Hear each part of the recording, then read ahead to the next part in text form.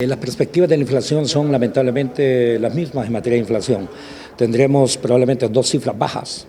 Yo calculo que no será inferior a la que tuvimos este año. ¿Por qué? Porque no se ha invertido lo que se debe hacer en el agro, por ejemplo. Tampoco se han modificado los patrones de importación y el 60% de la inflación en Honduras es importada, ¿me explico? Entonces vamos a crecer supuestamente a una tasa que no superará el 3.5%, eso es la mitad de lo que debemos crecer en nuestra nación.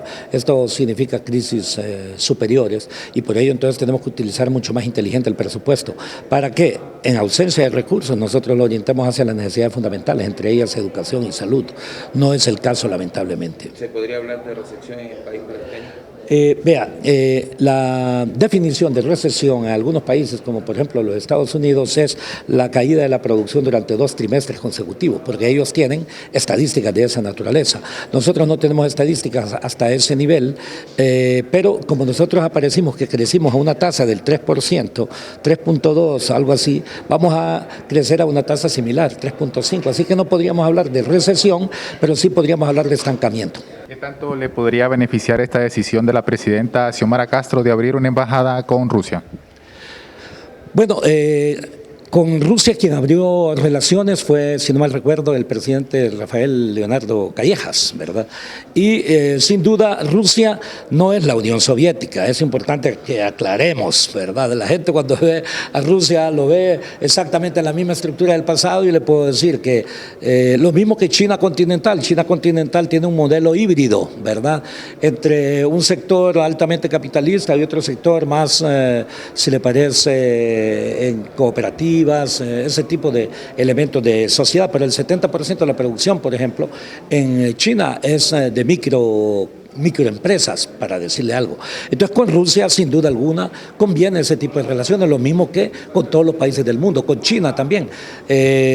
Rusia y China, entre ellos no se le olvide que geopolíticamente unidos ambos generan en realidad un poder que desestabiliza. Es más, solamente China tiene un poder económico muy similar al de los Estados Unidos, tecnológico muy similar también. Ahora, de control geopolítico es otra cosa.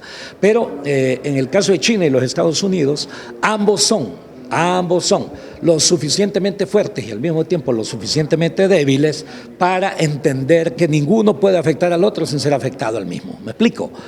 China, si quiere desestabilizar a los Estados Unidos, lo hace en 5 segundos. ¿Cómo?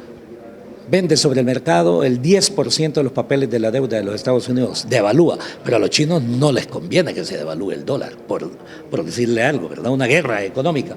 Y Rusia no tiene ese poder económico, pero no se olvide que existen los BRICS, que está integrado por Brasil, Rusia, la India, China y Sudáfrica. Si usted se fija, estos son de los países más poderosos en determinadas regiones.